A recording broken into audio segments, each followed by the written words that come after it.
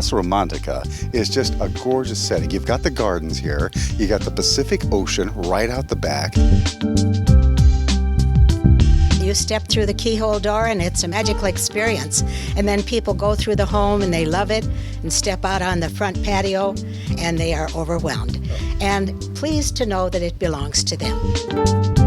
It was built in 1927-28 when Ole Hansen decided to found the Spanish village by the sea, and it was required that all construction be Spanish colonial revival. So that was Ole Hansen's vision, him specifically about how the city looked. That's right. It was his vision, and it was really going to be a beautiful place for people to live in a quality way. In the early 30s, about 1934, he lost the house, and then it had many owners.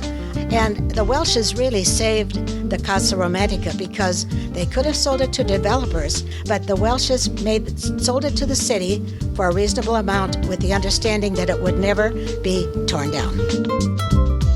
In the beginning, before we could even be open to the public because it wasn't safe, we had a lot of cleaning to do, a lot of destruction. There were a lot of buildings out in front. All that had to be torn down. So we really weren't open to the public until about 2002 or 3. And the community, even though it was a recession, they rallied around us and we found enough money. And you've stepped that up since somebody's come on board, Berenika Schmitz. You were looking for somebody to take charge, come in here, and really add some oomph to the cultural events that were going on at the Casa. Are you impressed with what she's done in the last couple of years? I am blown away, but I knew she could do it.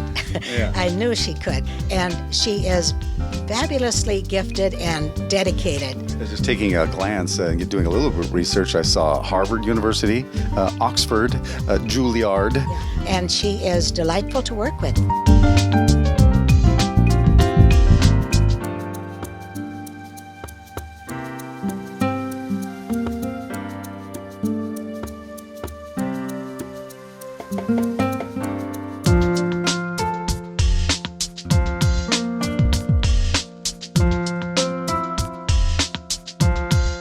Whenever anybody walks into the Casa, they see the most spectacular, beautiful place, I think, in the world, but I'm biased. But what I wanted to do was to make sure that we had as many people who could see this place as possible and really share it to a wider variety of people and people from up and down the coast, from all over the world. And so cultural events do that. Tell us about the future going forward for Casa. What are we going to see in the years going forward? We're going to see a growth of basically Casa Captivating. We're going to see this core group of programs grow over time and bringing in more and more high-level artists. You really are in search of unique, one-time events and always trying to do something different for everybody. Yeah, another example of that would be our site-specific production of Hamlet that we commissioned here. And basically there were different scenes of Hamlet, which was sort of rewritten, really, to highlight the different places where the scenes were looping. It happened all throughout the Casa, so there was an actual grave digger scene, which is in Hamlet, but it was in the Casa. And the main ocean terrace was the set for, the explosive ending where, everybody it dies, basically, because that's what Shakespeare does in every play. Just transforming the Casa into a living piece of theater, for example, was another risk that we took, and we got really great reviews from Orange County Weekly and the OC Register, so critically acclaimed. It's a very high level, but also a little avant-garde.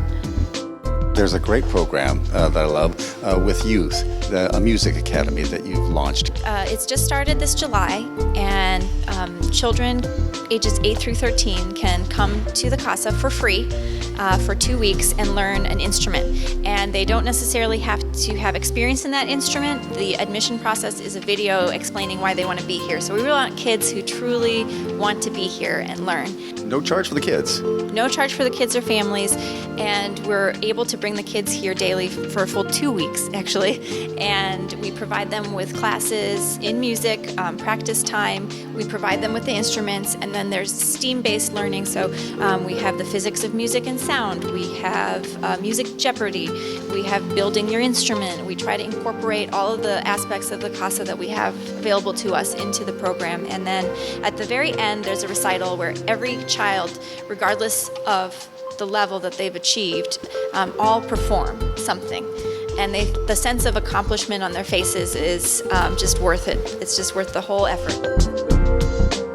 I'm so lucky to have a team of people that work with me who can sort of share in my vision and really want to go for it, because it takes that kind of faith. And what I enjoy doing is creating beautiful memories for people, just using every inch of the casa to its fullest potential. And we have such a special place here, just truly a wide variety.